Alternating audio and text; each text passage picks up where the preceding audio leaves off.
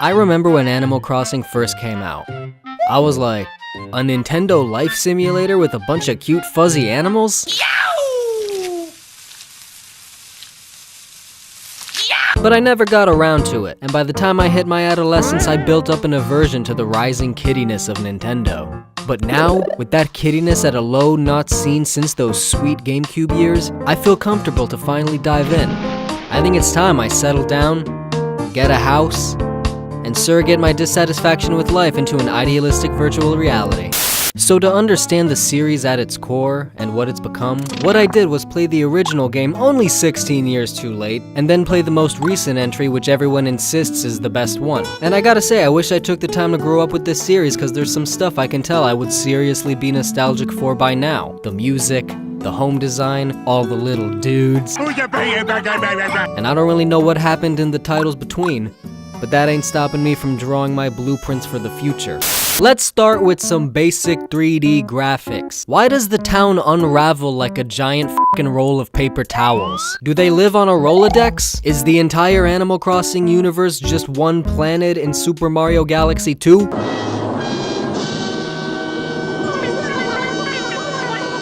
Shall I keep making jokes, or can we get some regular-ass environments that abide by some regular-ass laws of physics?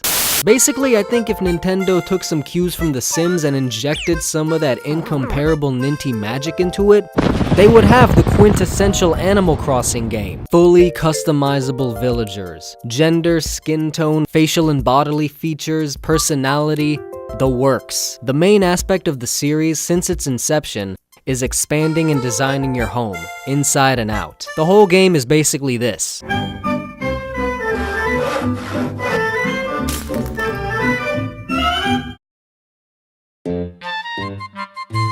This game is basically Nintendo Cribs.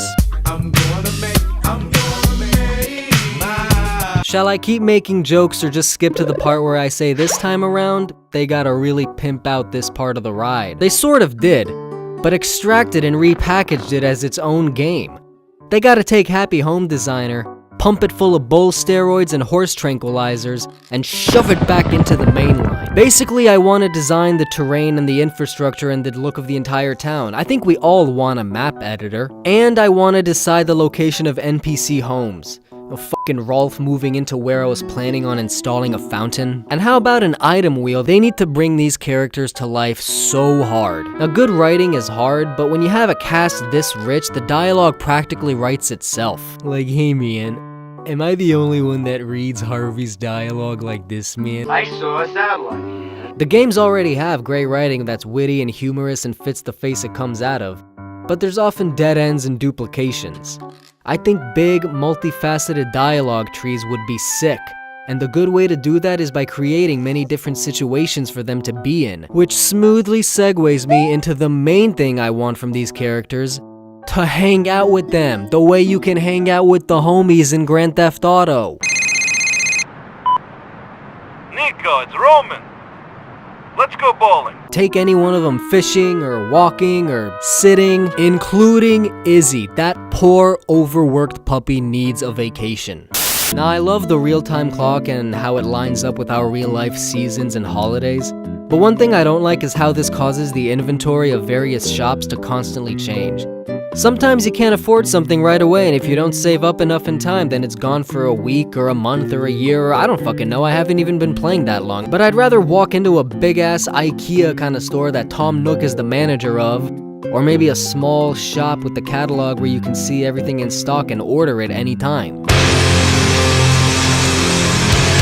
They can limit it with high price points and unlockable tiers, but if that doesn't tickle your progress bone, then a different feature to both circumvent and complement the constant rotation of goods is an online marketplace, where you can buy, sell, and trade with other players. Now, they gotta pick up the pace to alleviate the times when there's nothing to do. I know part of the game's charm and purpose is a slow, casual, check-in a couple times a day style of play, but I often find myself not being able to sell stuff at certain times of the day, running out of holes to dig, and selling a whole ton of oranges and shells and repeat fossils before I at long last have enough bells to pay for a fucking bench. On one hand, it's frustrating when you have to foot most of the bill to get things moving along, but on the other hand, a locally run community where public projects are funded and labored by voluntary donations rather than systemic taxation? This place is better than I expected! I mean, the game is basically this. According to your tax forms, you reported, let me see here, 0.